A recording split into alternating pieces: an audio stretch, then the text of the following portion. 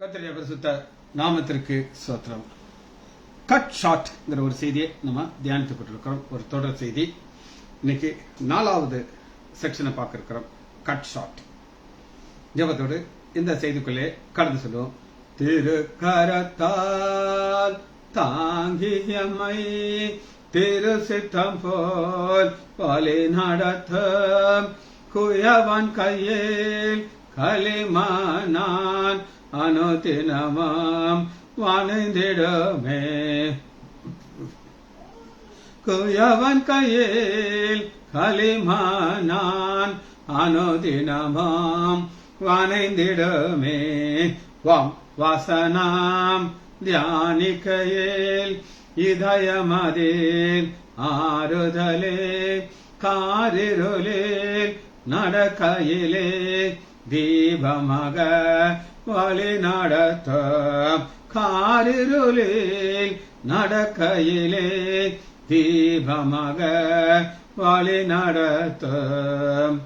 ஆழ்கடலில் அலைகளினால் அசையும் போது யான் படகில் ஆத்ம நண்பன் இயேசு கொண்டே சேர்ந்திடுவேன் அவர் சமூகம்.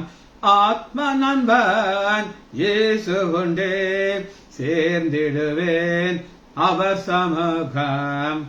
அவர் நமக்காய் ஜீவன் தந்து அளித்தனரே இந்த மீட்பு காண்களினால் காண்கின்றேனே இன்ப கானான் தேசம் அதை காண்களினால் காண்கின்றேனே இன்ப கானான் தேசம் அதை. இயேசுவின் நாமத்தினாலே ஜெபங்கள் பிதாவே, ஆமேன். கர்த்தருடைய பரிசுத்த நாமத்திற்கு ஸ்தோத்திரம்.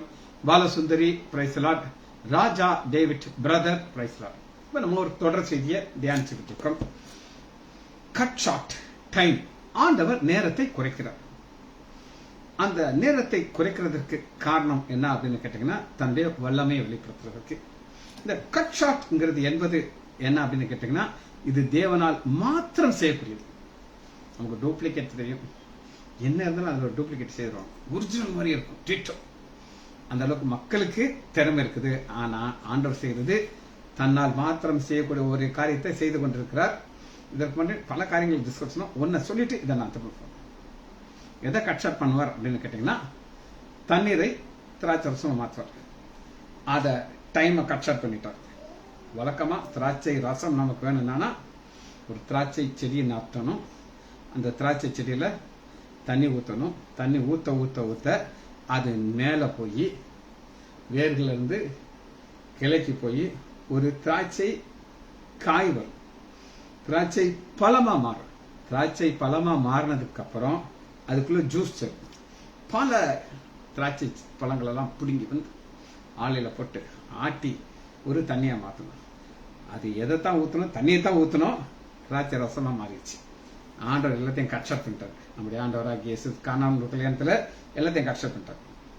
நீ செடி வைக்காத, தண்ணி ஊத்தாத, அது போய் அந்த திராட்சை செடி மாத்திரத்துக்கு முன்னாடி நானே கிரியேட்டர், நான் மாத்திட்டேன், கட் ஷாட் பண்ணிட்டேன். அது போல அது எதற்காக அவர் செய்தார் அப்படின்னு நீங்க கேட்டீங்கன்னா, யோவான் 2வது அதிகாரம் காரணம் 2:11 எதற்காக ஆண்டவர் அதை செய்தார், கட் ஷாட் பண்ணிட்டு காரணம் என்ன? இவ்விதமாக இயேசு இந்த முதலாம் அற்புதத்தை கலிலேயா உள்ள தன் ஊரிலே செய்து கானானிலே செய்து தம்முடைய மகிமையை வெளிப்படுத்தினார். அவருடைய சீஷர்கள் வந்து விசுவாசம், மகிமையை வெளிப்படுத்தும் பொழுது சீஷர்கள் இருக்கிறாங்க, விசுவாசம் இருக்கிறாங்க. சரி, இன்னைக்கு நம்ம ஒரு காரியத்தை பார்க்க போறோம். இது யாருக்கு செய்கிறார்னா, ஆரோனுக்கு செய்கிறார். எதற்காக ஆரோனுக்கு செய்கிறார் அப்படின்னு கேட்டீங்கன்னா, அதான் இன்னைக்கு நம்ம பார்க்க போறோம். இன்னைக்கு இதற்காக ஆரோனுக்காக ஒரு டயத்தை கட் ஷாட் பண்றாருங்கிறத நம்ம பார்க்க. இதான் இன்னைக்கு செய்தி. வாசிப்போமா? என்னாகமும் 16வது அதிகாரம்.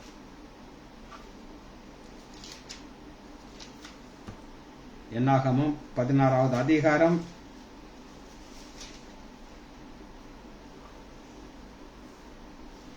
ஒரு பிரச்சனை ஆரம்பிச்சிருச்சு. அது என்ன பிரச்சனை அப்படின்னு கேட்டீங்கன்னா, இந்த பிரச்சனை வந்ததுக்கு காரணம் என்ன அப்படின்னு நீங்க கேட்டீங்கன்னா, முறுமுறுக்கிறார்கள். மக்கள் நினைக்கிறாங்க, முறுமுறுக்கிறாங்க.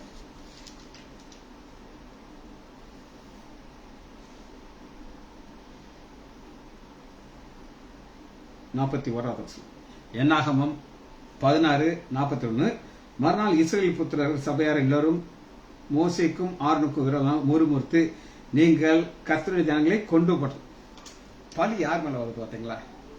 ஒரு நடந்த சம்பவத்தை சொல்லி எனக்கு ஒரு வருத்தமான சம்பவம். ஒரு நல்ல வயதான ஒருத்தர் எங்கிட்ட ரெகுலராக ட்ரீட்மெண்ட் வருவார். அவருக்கு நடக்கவும் முடியாது, இழப்பு இருக்கும். அவருக்கு ஒரு அது கொஞ்சம் வாலிப பொண்ணு. அவள் தான் என்கிட்ட ரெகுலராக கூட்டிகிட்டு வருவாள்.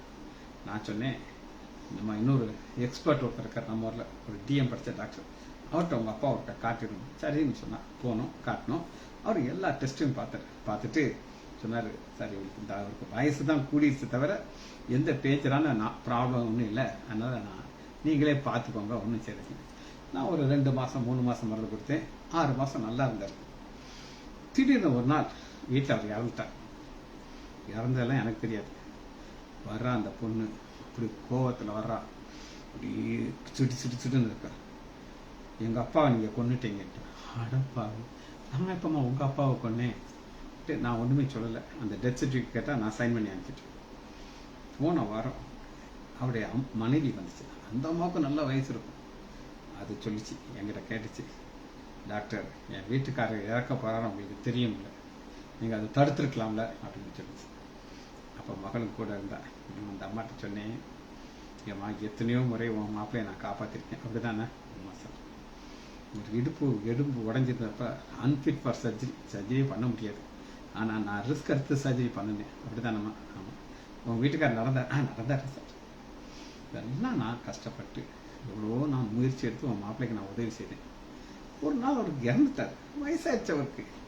சார் இன்னும் கொஞ்ச நாள் இருந்திருக்கலாம் சார், எல்லாத்துக்கும் அப்படித்தான் இருக்கும். ஆனால் அன்றைக்கி உன் மகன் என்கிட்ட சொன்னதெல்லாம் என் இருதயத்தை ரொம்ப வேதனையாக இருந்துச்சுமா. நான் அன்றைக்கி ஒன்றுமே சொல்லலை. உன் மகன் சொன்னதெல்லாம் நான் கேட்டுட்டு அந்த டெத் சர்டிஃபிகேட்டை கையில் போட்டு அனுப்பிட்டேன். ஆனால் இன்றைக்கி சொல்கிறேன் கேட்க, உன் மகன் அன்றைக்கி நீ வேதனைப்படுத்தினான் அப்படின்னு சொன்னேன். ஆனால் அந்த அம்மா சொல்லுது அந்த பொண்ணுகிட்ட, டாக்டர்கிட்ட சாரி கேளு அப்படிங்குது. டஃப்பாக நிற்கிறான்.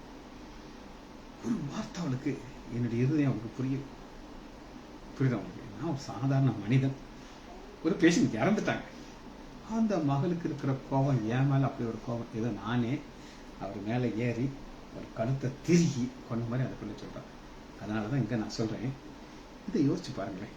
என்னாகமம் 16வது அதிகாரம், சபையார் மோசேக்கு மாறுக்கு விரோதமாக கூட்டபடி ஆசாரிப்பு கூடாதது கர்த்தருடைய மகிமை காணப்பட்டது. இப்போ பிரச்சனை என்ன அப்படின்னு நான் சொல்கிறேன். இப்போ ஆரோன் மோசே மேலே பயங்கர கோபம். மோசையை அவங்க விட்டுருவாங்க. ஏன் விட்டுருவாங்க அப்படின்னு கேட்டிங்கன்னா, மோசே அவர் மூலமாக செய்த அற்புதம் எல்லாம் அவங்களுக்கு தெரியும். இவ்வளவு அற்புதத்தையும் செய்தனால மோசை விட்டுருவாங்க, ஆரோனை பிடிச்சிட்டாங்க. இப்போ ஆண்டவருக்கு இந்த ஆரோனை உயர்த்தம், ஆரோனை வச்சு யாருமே எதுவும் பேசக்கூடாது. அதனால பார்த்தீங்கன்னா மோசே சொன்னபடியே ஆரோன் அதை எடுத்துக்கொண்டு சபையினர் வச்ச உடனே அங்க ஒரு வாதி நிறுத்தப்பட்டுச்சு. ஆண்டவர் பார்த்தார், இது சரிப்பட்டு வராது. இவனுங்க என் பிள்ளை ஆரோன்னா நான் ஆசீர்வதிச்சுக்கேன். ஆரோனுக்கு ஒரு விசேஷமான வாக்கு தத்துவத்தை அவர் கொடுத்தார். அது என்ன நான் உங்களுக்கு காட்டுறேன். விசேஷமான ஒரு ஆசீர்வாதம். அது என்ன? வாசிப்போம். யாத்ராகமம் 4வது அதிகாரம்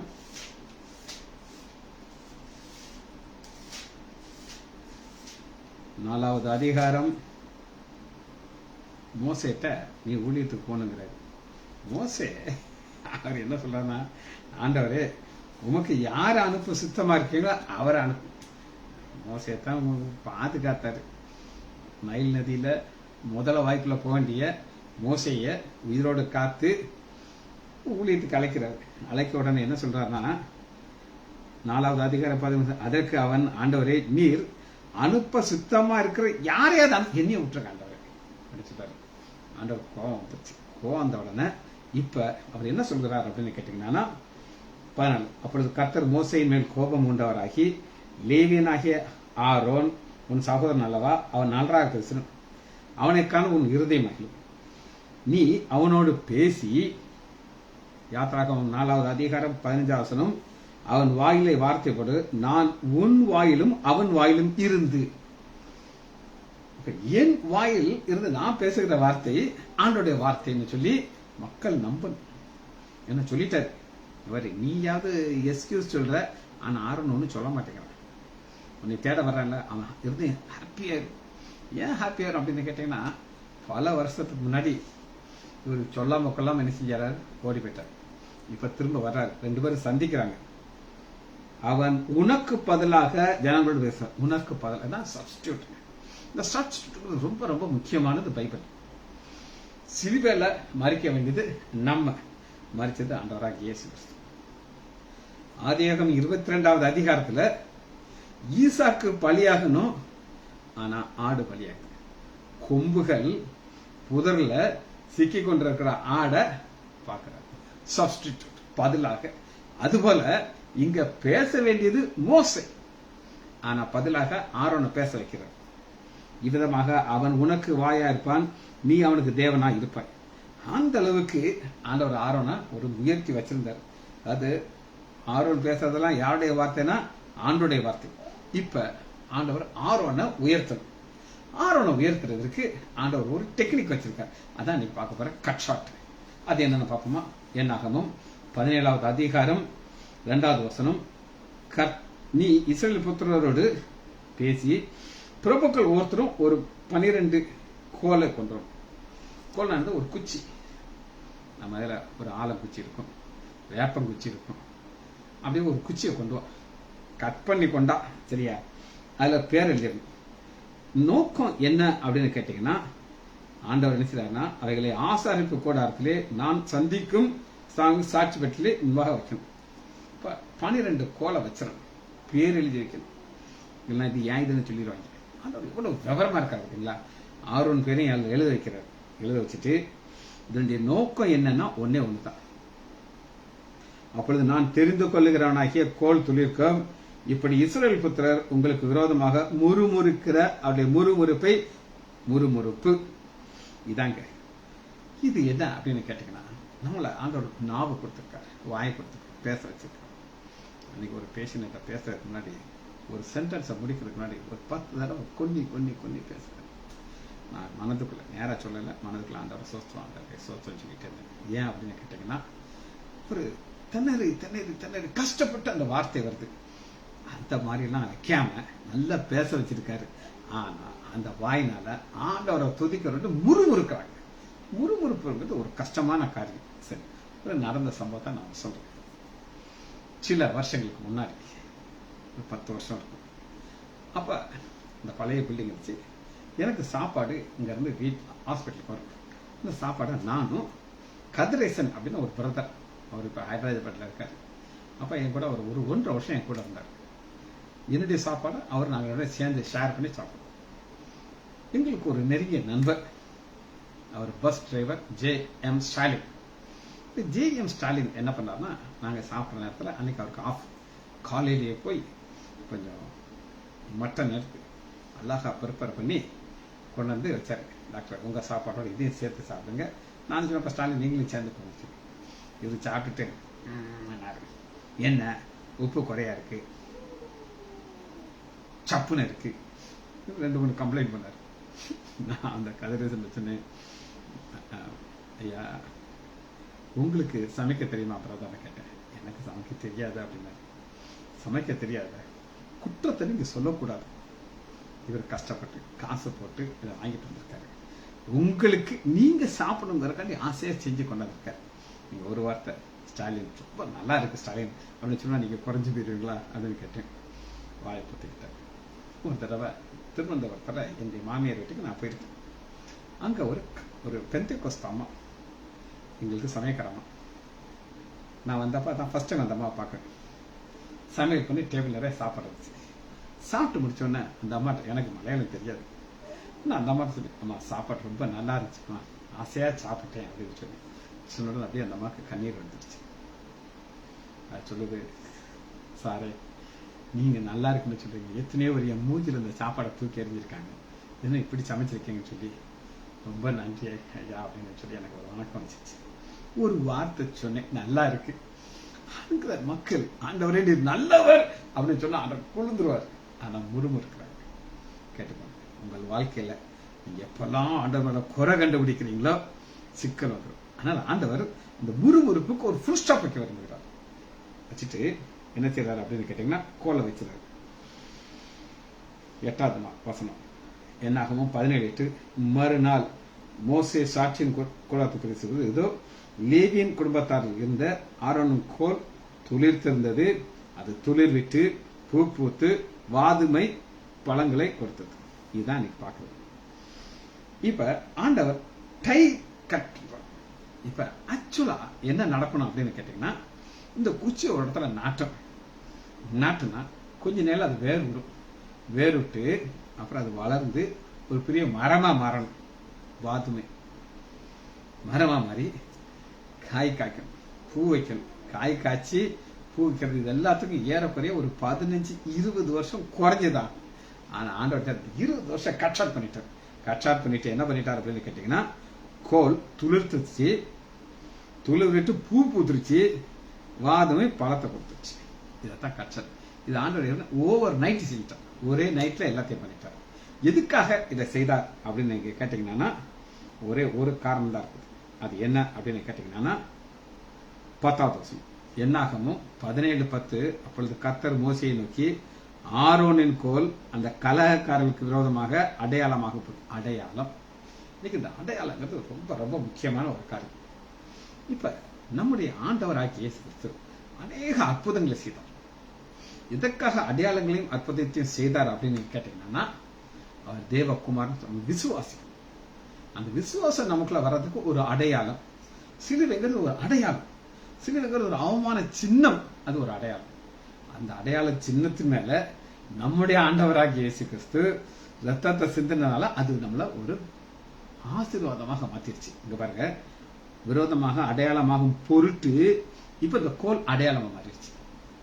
எல்லார் கோலையும் வச்சாங்க, ஆனா ஒருத்தருடைய கோல் மாத்திரம் துளிர்த்துச்சு. காரணம் என்ன? முறுமுறுக்க கூடாது. திரும்பவும் சாட்சி பெட்டிகளை வை, இப்படி அவர்கள் எனக்கு விரோதமாக முறுமுறுப்பதை ஒழிப்பது, எனக்கு விரோதமாக. அப்பொழுது அவர்கள் சாக மாட்டார்கள். முறுமுறுக்கிறத நிறுத்துறதற்கு ஆண்டவர் ஒரு டைம் கட் ஷாட் பண்ணிட்டார்.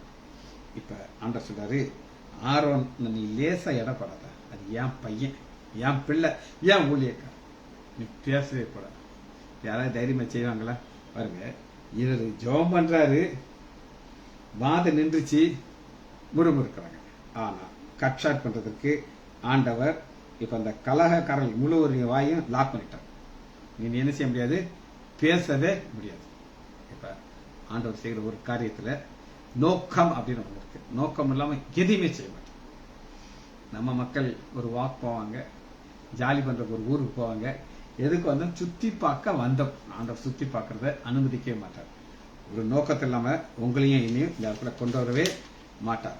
சரி, ஆண்டவர் செய்யும்போது ஒரு காரியத்தை செய்யும்போது என்னெல்லாம் ஒரு 3 குறிப்புகளை நான் சொல்றேன், கவனமா எடுத்துக்கணும். ஒரு காரியத்தை செய்யும்போது ஃபர்ஸ்ட் நம்பர் 1, தமது ஜனத்திற்கு நன்மையை அறிவிக்க. நன்மை, இந்த நன்மை என்னன்ற நான் உங்களுக்கு சொல்றேன். இந்த நன்மைங்கிறது இப்ப இவங்க என்ன செய்றாங்க? முறுமுறுக்கிறாங்க. அந்த முறுமுறுக்காம ஆண்டவரை துதிக்க துதிக்க துதிக்க ஆண்டவர் கிருபைகளை கொடுத்துக்கிட்டே இருப்பார், நன்மைகளை கொடுத்துக்கிட்டே இருப்பார். இப்ப ஆரோன் ஆண்டவர் செய்யாரு, நன்மையை கொடுக்கிறார். அது என்ன நன்மை சொல்லுங்க பார்ப்போம். ஒரு பயம் வந்துடும். 2வது பாருங்க, உறுதிப்படுத்துறதுக்காண்டி அதை செய்கிறார். இந்த உறுதிப்படுத்துறது என்னங்கிறத நான் என்னுடைய வாழ்க்கையில ஷார்ட்டா சொன்னேன்.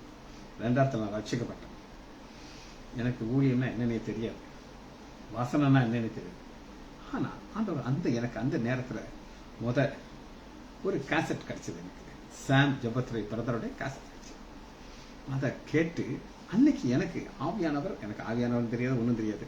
ஆனா எழுத ஆரம்பிச்சேன். ஒரு கேசட் வச்சிருக்கேன். அப்பெல்லாம் இந்த யூடியூபும் கிடையாது, ஒன்றும் கிடையாது. யூடியூப்ல ஆயிரக்கணக்கான செய்தி இருக்கு. எனக்கு நான் காசு போட்டு ஒரு கேசட் 25 ரூபா நான் வாங்குவேன். வாங்கி அதை ஒரு 2 நாளே கேட்டு முடிச்சு எழுதிருக்கேன். ஃபுல்லா எழுதிருக்கேன். எழுதி எழுதி எழுதி எழுதி ஆண்டவரின் பாதையை உறுதிப்படுத்துகிறேன். 7வது வருஷம் நான் ரட்சிக்கப்பட்ட 7வது வருஷம் ஆண்டவர் என் வாழ்க்கையில நான் சரியான பாதையில போறேன் உறுதிப்படுத்த என்னுடைய மகளுடைய திருமணம் நடந்துச்சு. 2007 உடனே எனக்கு ஒரு பேரன் பிறந்துட்டான், ஸ்டீவ்.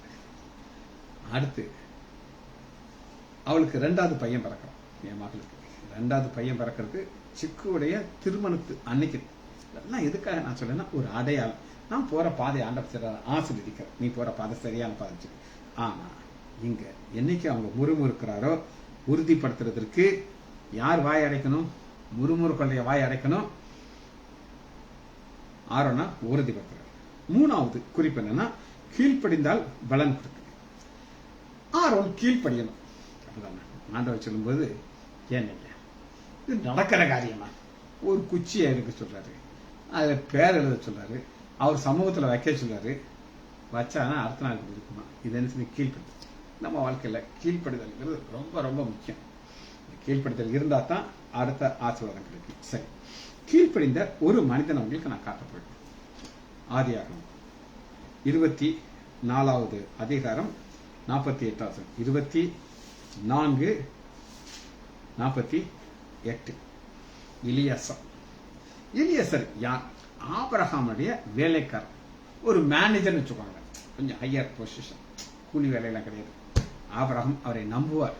அப்படி ஒரு பெரிய பொறுப்பை கொடுத்தனால அவர் என்ன சொல்லுகிறார் அப்படின்னு கேட்டீங்கன்னா, 24:48 எலியேசர் சொல்கிற சாட்சி. தலை குனிந்து கர்த்தரை பணிந்து கொண்டு, நான் என் எஜமானுடைய சகோதரன் குமாரத்தியை அவர் குமாரனுக்கு கொல்ல என்னை நேர் வழியாய் நடத்தி வந்த எந்த நேர் வழி. அப்ப முதல் டைம் சொன்னேன், இப்ப சுத்தி அடிக்கல, கரெக்டா ஒரே லைன்ல பண்ணிட்டேன். இன்னைக்கு இந்த பெண் கிடைக்கிறதும் மாப்பிள்ளை கிடைக்கிறதும் ரொம்ப ரொம்ப பிரச்சனையான விஷயம். ஒரு புரோக்கரை வச்சிருக்காங்க, ஒரு ஆன்லைன்ல மெட்ரிமோனியத்துல சேர்க்கிறாங்க.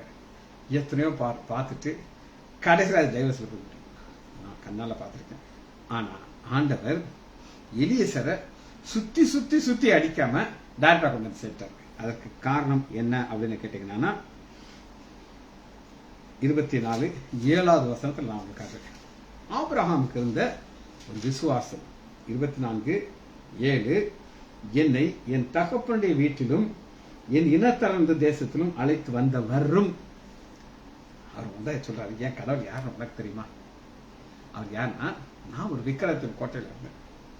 என் தகப்பனார் தேராகு விக்கிரகத்தை வச்சு வழிபடுறவர், செஞ்சு விற்பார். அங்கிருந்து என்ன செஞ்சிட்டார்? என்னை பிரித்தெடுத்தார். என் தகப்பனுடைய வீட்டிலும் என் இனத்தார்களுக்கு தேசத்திலும் அழைத்து வந்தவர். Number 1, point number 1.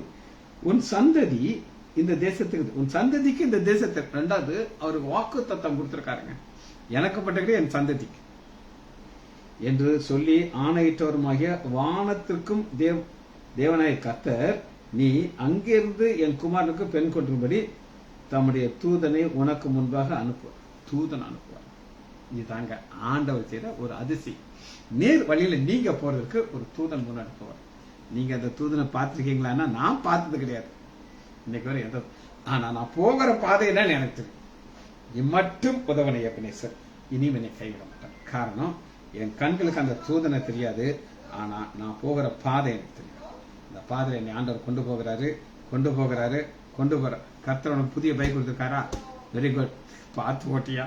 அவ்வளவுதான் நான் சொல்லுவேன். புது பைக்ல ஸ்பீடா போயிடாது. நீங்க அதுக்கப்புறம் பழைய ஆண்டவர் மேல போட்டுறது. அடுத்து நேர் வழியில போறதுக்கு எலியேசர் என்ன சொன்னா, ஜெபம் பண்ணிக்கிறார். 12வது வசனத்தை வாசிக்கிறேன். என் தேவன், என் எஜமானாகிய ஆபிரகாமின் தேவனுக்கு. ஒவ்வொருத்தரும் ஒரு பேர் வச்சிடறாங்க. ஆகார் என்ன பேர் வைக்கிறார்? என்னை காண்கிற தேவனை நான் இங்க கண்டேன். அதுபோல இங்க ஆண்டவர் பேர் தெரியுமா? அதெல்லாம் தெரியாது. ஆனா அவர் யாருன்னா, என் எஜமானுடைய ஆபிரகாமுடைய தேவன். என் எஜமான் ஆபிரகாமின் தேவனாகிய கர்த்தாவே, இன்றைக்கு நீர் எனக்கு காரியத்தை சித்திக்க பண்ணி தயவு செய். இப்ப பெண்கள் வருவாங்க, இவர் மனசுல ஒரு தாட் வச்சிருக்கிறார். அந்த தாட்டை ஆண்டவர் பார்க்கிறார். பார்த்து பெண்கள் வருவாங்க, நான் ஒரு பொண்ணுகிட்ட போய் கேட்பேன், தண்ணி கொடுமா. அந்த பொண்ணு சொல்லணும், உனக்கும் தருவேன், உன் ஒட்டகத்துக்கும் தருவேன் அப்படின்னு சொல்ற பெண்ணை தான் கிளீனா சொல்றேன். அவள் இப்படி சொல்லி முடிக்கும் முன்னே, இதோ ஆபிரகாமுடைய சகோதரனாகிய நாகருடைய மனைவி மில்காளுடைய ரெபெக்கால் குடத்தை தோல் கிளம்பி. ஆண்டவர் ரெபெக்கால் என்ன பண்ணி, நான் நினைக்கிறேன் தூங்கிட்டு இருப்பார், நினைக்கிறேன் தட்டிட்டு இருப்பாரு, நீ தண்ணி எடுத்து உனக்கு பெரிய ஆசீர்வாதத்தை வச்சிருக்கேன், நான் இன்னும் தூங்கிட்டு இருக்க ஆடி. இந்த பொண்ணும் சரி, எனக்கு நல்லா தூங்குற நேரத்தில் ஆண்டவன் எழுப்பி விட்டாரு. ஆண்டவன் எழுப்பினா தெரியாது, குடத்தை தூக்கிட்டு வந்துருச்சு அந்த அம்மா. அம்மா அக்கா 16. அந்த பெண் மகா ரூபவதி. பாருங்க, இந்த நேர் வழியில போய் ஒரு பொண்ணை காட்டும்போது மகா ரூபவதி. இன்னைக்கு சில குறைகளை நான் சொல்ல விரும்பல, ஒரு காமெடியை நான் சொல்றேன். இது யாரு காமெடினா, மெக்கோ காலேஜில் ஒரு ஜோக் எனக்கு பிடிச்சதுனால நான் சொல்றேன். அங்க ஒரு டிராமா போட்டிருக்காங்க. அது என்ன டிராமானா, அங்க படிக்கிற பையன் மார்க் குறைஞ்சிச்சான், நல்லா பாய்சன் குடிச்சிட்டான். குடிச்ச உடனே அவனுக்கு வயிற்றுக்குள்ள பாய்சன் இருக்கு. இப்ப டாக்டர்கிட்ட கொண்டு போறதுக்கெல்லாம் டைம் இல்லை, வாந்தி எடுக்க வைக்கணும். உடனே ஒருத்தன் சொல்றானா, டே நான் ஒரு பொண்ணை கூட்டிட்டு வரேன், அவளை காத்தா இவன் உடனே வாந்தி எடுத்துருவான்ட்டு அங்க ஹாஸ்டல்ல இருக்க ஒரு பொண்ணை வேகமா கூட்டிட்டு வரேன். டே இந்த பாடுறான், அவளை பார்த்தான், நான் வாந்தி எடுத்தான், உடனே படிச்சுட்டு போயிட்டேன். இது ஒரு காமெடி. எனக்கு இதை எப்படி சொல்றேன்னு தெரியல, இதுக்காக இதை சொல்றேன் அப்படின்னு கேட்டீங்கன்னா, மகா ரூபவதி. இப்ப இது ஒரு காமெடி தான், இல்ல நான் சொல்லல. ஆனா இங்க நம்ம பாக்குறோம், மகா ரூபவதியும் புருஷனை அறியாத கண்ணியும் வந்தார். அவள் துறவிலே இறங்கி தன் குடத்தை நெருப்பி கொண்டு ஏறி வர்றான். அந்த டைமிங் எப்படி இருக்கிறா பாருங்க, ஏறி வருகிறான். அப்பொழுது அந்த ஊழியக்காரன் அவனுக்கு எதிர்கொண்டு ஓடி, உன் குடத்திலிருந்து தண்ணீரை எனக்கு குடிக்க கொஞ்சம் தாங்க கொடுக்கிறார்.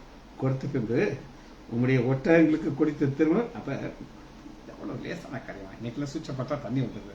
ஆனா இந்த ஸ்ட்ராங்கான வாலிப பெண் கீழே போய், ஒட்டகம் எவ்வளவு தண்ணி குடிக்க தெரியுமா, அது உறிஞ்சு குடிச்சு அதுக்கு உள்ள ஒரு பாக்கெட் இருக்குமா, அதெல்லாம் ஃபில்அப் பண்ணிக்கிறோம். சீக்கிரமாக தன் குடத்தை வைத்து ஒட்டகங்களுக்கு கொடுத்தார். அந்த மனிதன் அவளை குறித்து ஆச்சரியப்பட்டு, இவரு கேட்டது எனக்கு தண்ணி கொடுத்து கேட்டார், ஆனா ஒட்டகத்துக்கு நான் குடிப்பேன் அந்த பொண்ணு சொல்றாங்க. கர்த்தர் தன் பிரயாணத்தை வாய்க்க பண்ணிடுவார் என்று அறியும் பொருட்டு மௌனமா இருந்தார். ஏன்னா இந்த பொண்ணு யாருன்னு தெரியும். ஆண்டவர் என்ன சார் கட்சாட் பண்ணி ஒரு நேர் வழியாக என்ன செய்றாரு, கொண்டாடுறார். சரி, இன்னொரு காரியத்தை நம்ம பார்த்து இந்த செய்தியை முடிக்க போகிறோம். அது கொஞ்சம் வித்தியாசம். கட்சாட் கிடையாது, இது புரளாங் பண்றாங்க. ஏன் கட்சாட் பண்ணாம புரளாங் பண்றாங்க, அதுதான் நம்ம பார்க்கணும். செய்தி கட்சாட் தான், டைமை கட்சாட் பண்றாரு. ஆனா இது என்னன்னு நம்ம பார்க்க போறோம். எடுத்துக்கொள்ளாமா, 1 சாமுவேல் 9வது அதிகாரம் 20வது. 1 சாமுவேல் 9:20.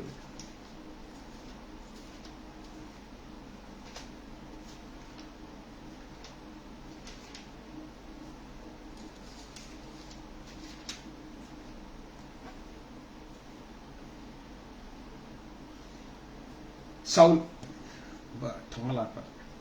அவருடைய தகப்பனாருடைய கழுதை காணாம போச்சு. 9வது அதிகாரம் 3வது. சவுலின் தகப்பனாகிய கீசுடைய கழுதைகள் காணாமல் போச்சு. ஆகையால் கீஸ் தன் குமாரனை சவுலை நோக்கி, நீ வேலைக்காரனை கூட்டிட்டு கழுதையை தேட புறப்பட்டிருப்போம். அவன் கழுதை மேய்க்கத்தாண்டா நீ லாய்க்குன்னு சொல்லி. ஆனா அன்னைக்கு கழுதைக்கு தான் வேல்யூ கூட. ஏன் அப்படின்னு கேட்டீங்கன்னா, இன்னைக்கு தம்பி ஆரோக்கியராஜுக்கு ஆண்டவர் பைக் கொடுத்துருக்காரு, சந்தோஷமா போட்டிருக்காரு. ஆண்டவர் ஆரோக்கியராஜுக்கு ஒரு கழுதை கொடுத்தானா அவர் என்ன பண்ணிருப்பாரு, கழுதையை எனக்கு கொடுத்துருக்காரு, நான் பைக்ல கேட்டேன்னு சொல்லி. ஆனா அன்னைக்கு பைக்கை விட பெருசு கழுதை.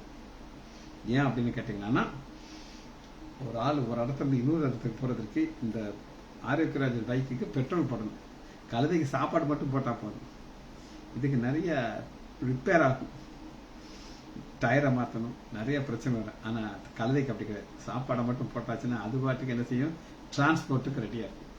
ஒரு மனுஷன் வியாபாரத்துக்கு போறதுக்கு கழுதை தான் வேணும், சரக்குல ஏற்றிட்டு போறது கழுதை தான். அப்ப அப்படிப்பட்ட ஒரு கழுதைய காணா போச்சு. அப்ப அனிசாரு போய் தேடிட்டு வாங்குறாரு.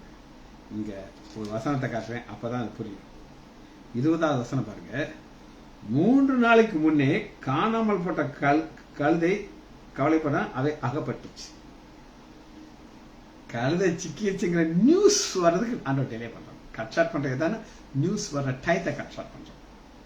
அன்னைக்கே கழுதை காணா போனது அன்னைக்கே அவனுக்கு தெரிஞ்சானா என்ன ஆசீர்வாதம் கிடைச்சிருக்காது அப்படின்னு கேட்டீங்கன்னா, 1 சாமுவேல் 23வது அதிகாரத்துல சவுல் வாரான்னு சொல்லி ஆண்டவர் ஏற்கனவே சாமுவேல்கிட்ட சொல்லிட்டாரு.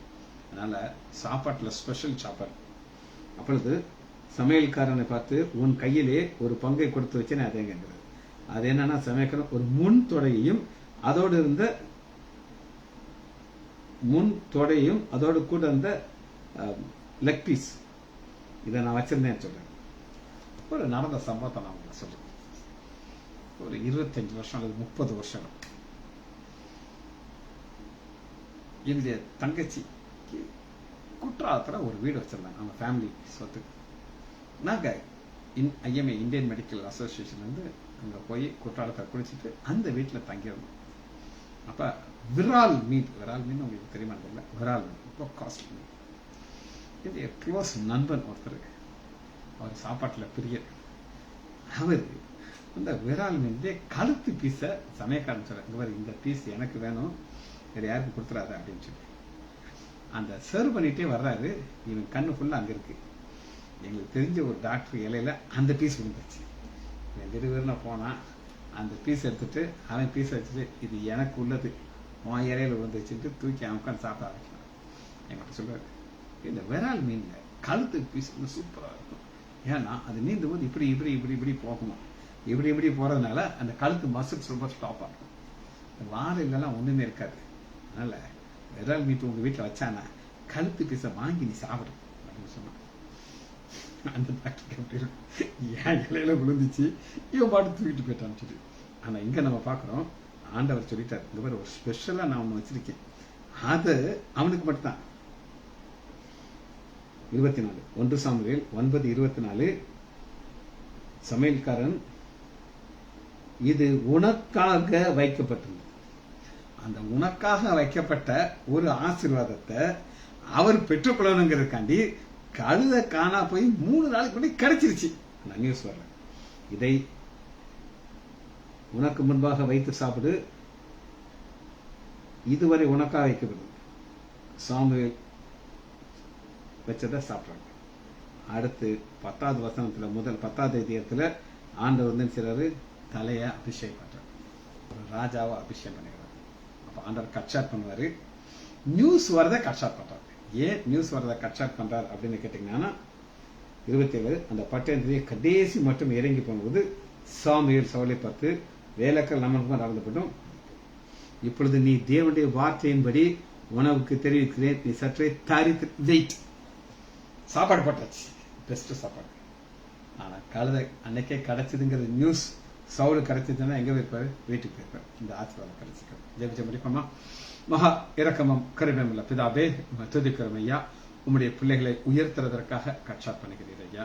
இன்று ஒரு வர வேண்டிய செய்தியை நீ கட்சாட் பண்ணி, சவுல் ஒரு சாதாரணமாக கழுதை பின்னாடி போயிட்டு இருந்தானே, சமஸ்த இஸ்ரவேல் மேலும் ஒரு முதல் ராஜாவாக நிறைவேற்றிடுங்க.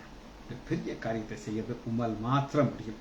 உலக மக்களால் எங்களால் எதுவுமே முடியாது. ஆனால் எங்களுக்காக இதை செய்வேர் என்கிற விசுவாசத்தோடு ஓட்டத்தை ஓடுகிறோம் ஐயா. பிள்ளைகள் ஒவ்வொருவரையும் ஆண்டவராகிய இயேசு கிறிஸ்துவின் நாமத்தினாலே ஆசீர்வதிக்கிறேன். இயேசுவின் நாமத்தினாலே ஜெபங்களின் பிதாவே, ஆமேன் ஆமேன் ஆம்.